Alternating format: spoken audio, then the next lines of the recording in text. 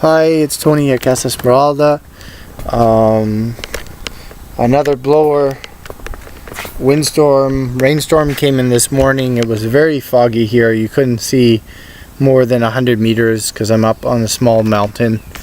But looking down in the valley again, it was a lot of rain. It was a lot of rain. So it looks like this year I will not be harvesting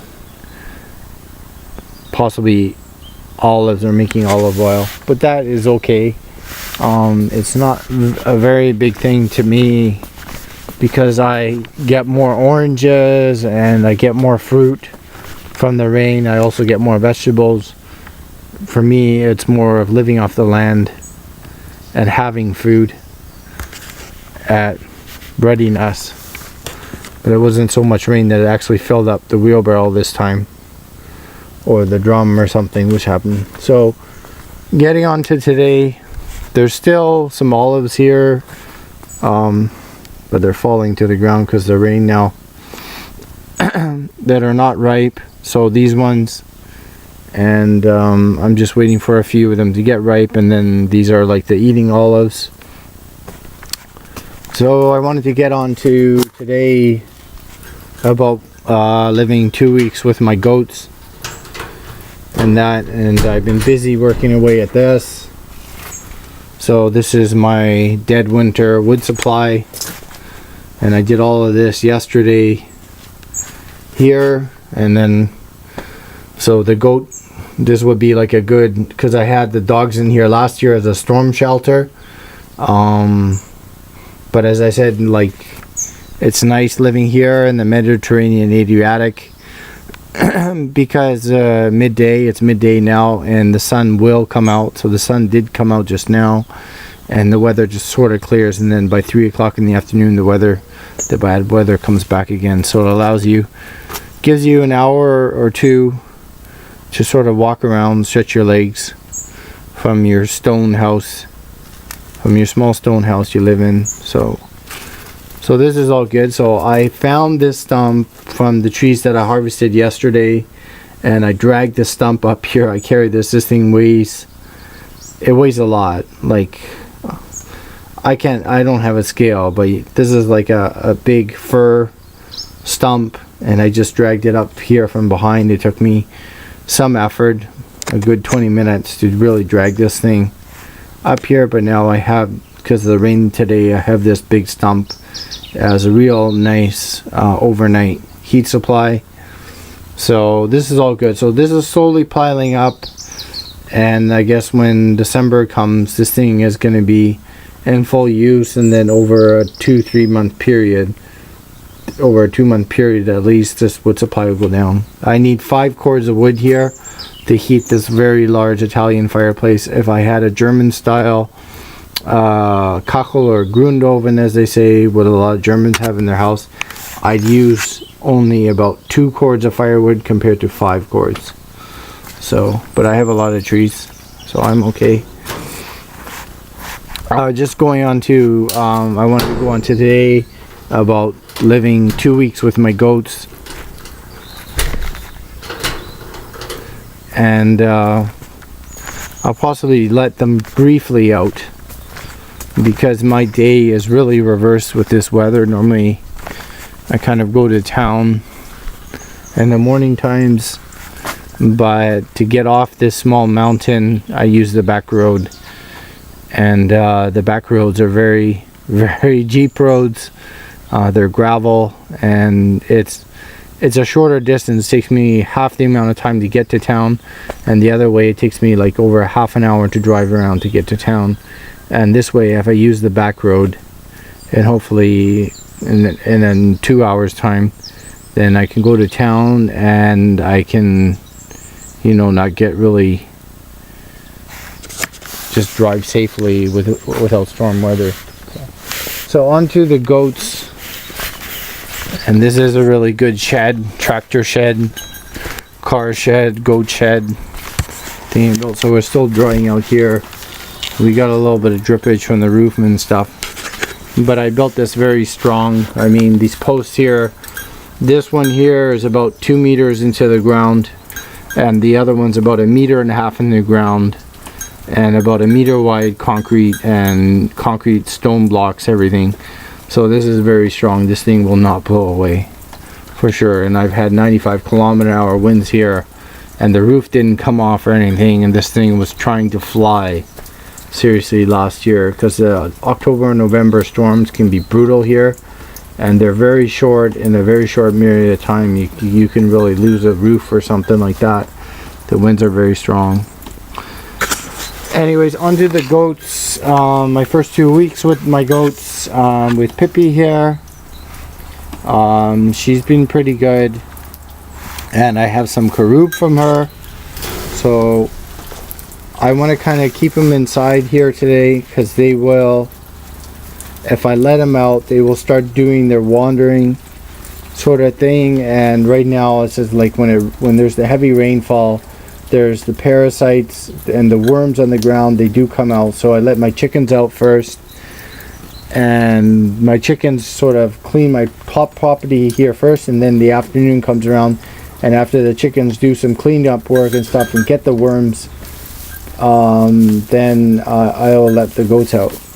Because if the worms on the ground get into the goats, what'll happen is those worms will grow like they're parasites, and then you'll end up having a dead goat, and that's the last thing you want, is a goat high in parasites, and then you have to give them antibiotics or some other parasite killer, organic parasite killer.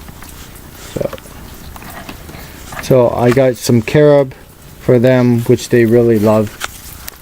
And carabine has natural organic carabine. Carabine has some very good medicinal properties. It has very good digestive properties that I have here on my property. So she's dying to get. I'm hoping that my computer doesn't fall off here. My computer is fine. Hold on, sweetie. Let me hop this ranch style gate here. She's already grabbing them. Oh yeah, sweet.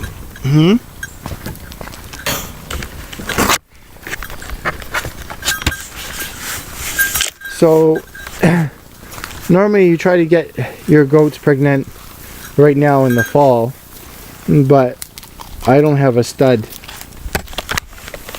a male goat, to actually do that yet. So, but she loves these carabines, and they're very good, and they're very good for digestion, because when you're eating a lot of hay at free will, the hay, kind of the straw, the selenium, it's like pasta. You eat a lot of pasta, tends to back up in your digestive system, and you started getting the beer belly style thing. Same thing happens with animals too. If you start eating a lot of wheat and selenium and pastas, you're going to start getting a really big stomach. So it's very good to have something on hand, and this carob will sort of, so she'll eat anywhere from 2 to 4 carob beans a day. And I'm trying to get Ziggy kind of likes eating the carob, but he likes eating them off. She loves eating them from me, but Ziggy likes to eat them off the ground. So I'm gonna try. We got some natural herbal rucola growing here, which is also good. So this is the thiamine, which I'm talking about, and it looks like they sort of been eating here from the thiamine, the rucola, which is good. So any herbal plant, any green herbal plant, whether it's basil, thyme, oregano, they all have thiamine in them. So that's all good. So Pippi is really fighting over Ziggy for this piece. So I'm gonna have to give it to her, because Ziggy is not eating, so she's gonna take all of it. And Ziggy's saying, "Where's my piece? I don't have any more for you." I have a whole bucket full of this carabine in the fridge. now that I've harvested. I have 12 trees. So, and I mean like a whole bucket full of it. It's in my fridge. It's in a cool spot. And this carrot bean I can keep all winter. It'll stay edible basically all winter. And even myself, if I have a little bit of stomach problems and things like that, I'll chew on a few pieces of carrot and I'll feel better in a couple hours. So, but she's getting really to be onto me. She's not really trying to eat me or anything like that. She kind of takes a nibble just to see everything. Kind of gave me her hoof yesterday. We were down in the meadow and we were just sitting underneath the sun yesterday. It was absolutely gorgeous and beautiful.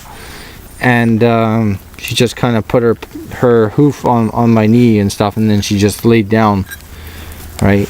So she's kind of getting, we're kind of getting connected here, that she's going to be, hopefully she's going to be a good mama.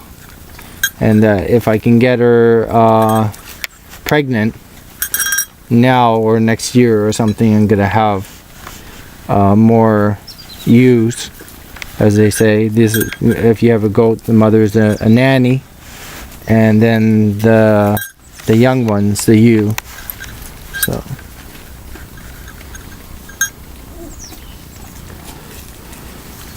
and here comes Mr. Boa Constrictor himself, Bruno, because he saw me. I had some carrot beans. So Bruno's 8 months, and he's the last of Lottie. Guys, and she's licking the camera. You guys don't need to lick the camera. Okay, so it's nice to let your goats out and stuff like that. Like, it's so tempting, and that you haven't been for a walk all morning, but things are just really soaking wet now, and I have a lot of, when I say doesn't want to go down, I mean the back part of this property drops off very steep. For about 50 meters there's about a 40% grade drop off, and then it kind of levels off, because I'm considered to be living in a highland area around here.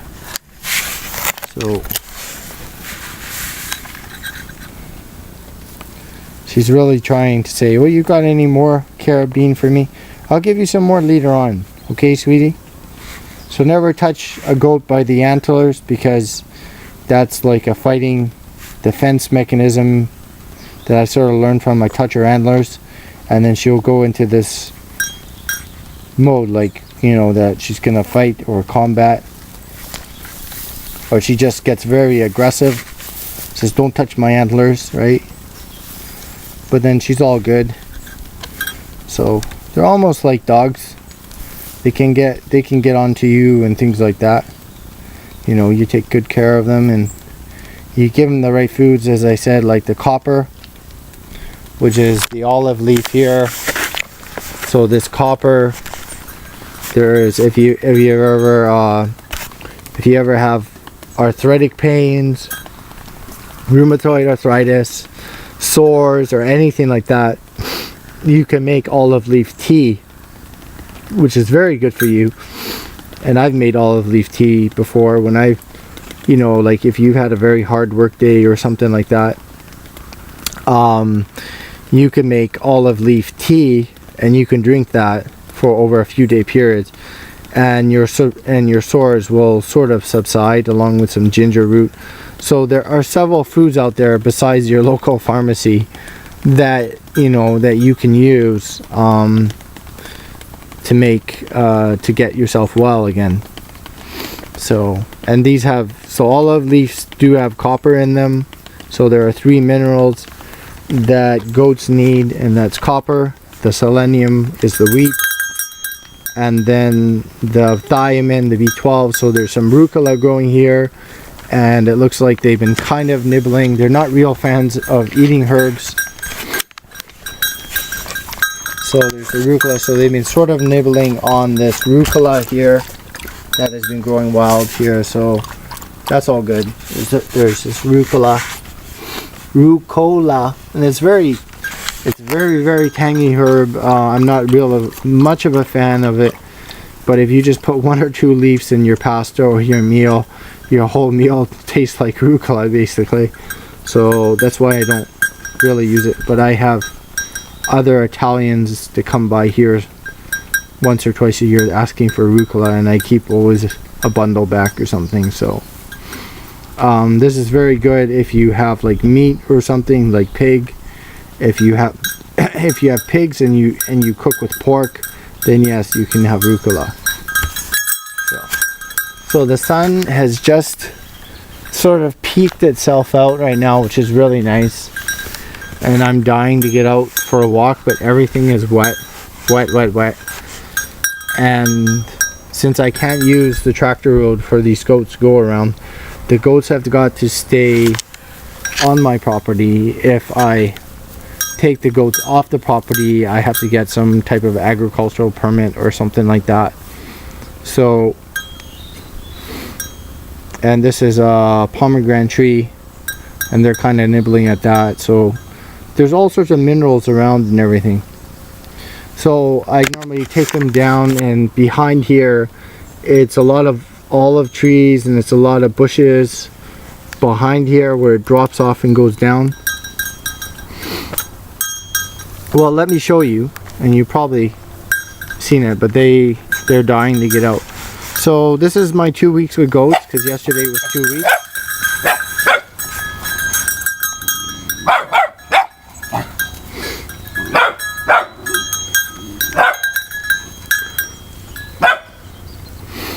Something's here, something's up. Not bad for almost an 8-month-old dog, you know. He's already got all of the signs and everything. So, it's pretty good. Pretty good. He's still got a lot of stuff to learn, but he's being really cute. So he's doing boa constrictor through the bottom of the fence there. I gotta fill that up.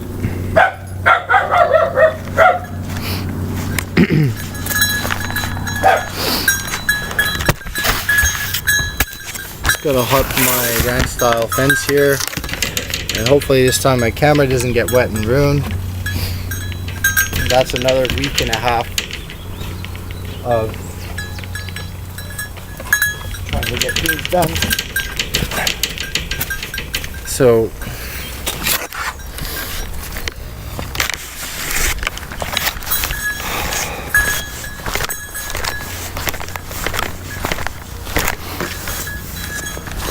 just go down here a bit where I take my goats.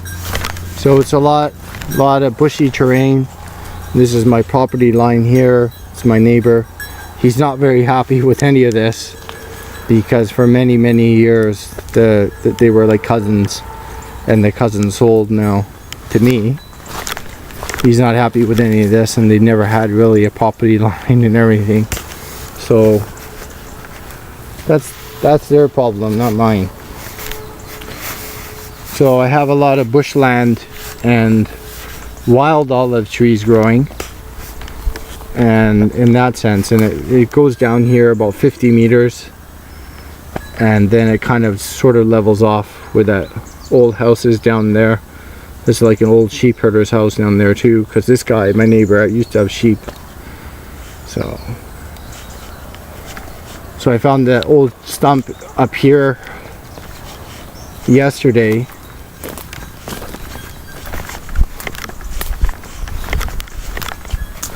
Which was in here. So that stump was off of, yeah, it was off of this tree up here. And as you can see, it goes down very steep here. For about 50 meters, it just goes very steep. And my goats actually go down this and they come back up it, so I have to follow behind them. I just got to be careful so I don't hurt myself. But they've been chewing down through here, and once when I get a herd, hopefully next year, a lot of this stuff will start to do the natural nature thing, in that if everything works out. So okay, hope for the best.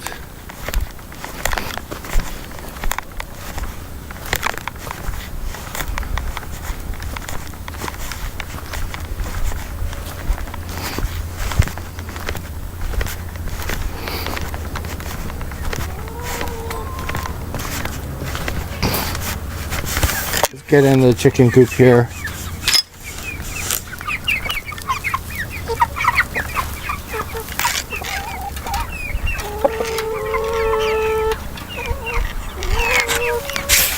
With the newborns, so we get a better view of the whole entire flock here.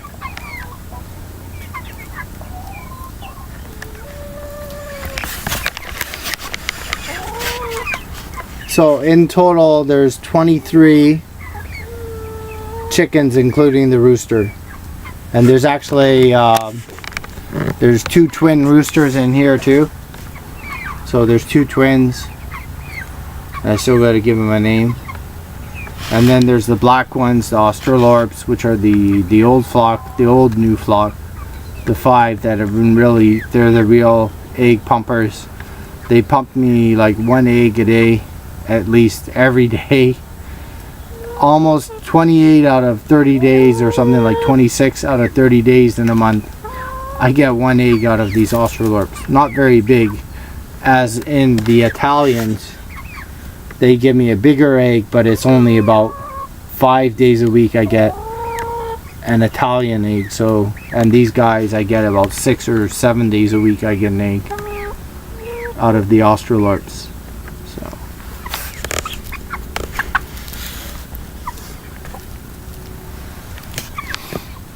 So really cool. And if I get really hungry, you know, that's always the thing, that I have this big food supply here. And Hansy, he's got his hands full. Hansy with his hands full. Hansy the rooster. And he's really grown to be a mature rooster. You can see the size of him. He's gotten huge in the last year. So he's less than a year old. Hansy here, I think January will be about a year old, and he's really gotten very big. So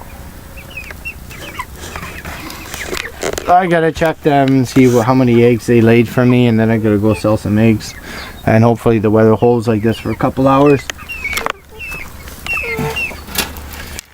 But I will be getting at least 20 eggs a day then.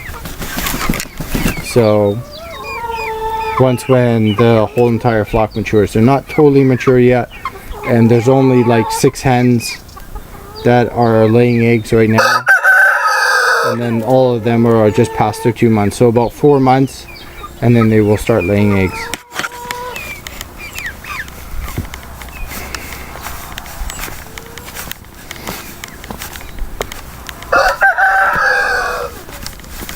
Just do a little bit of gardening work around here, check the greenhouse. Just ate some tomatoes. There's some more tomatoes here that are growing. These ones were in the greenhouse. Right there, so.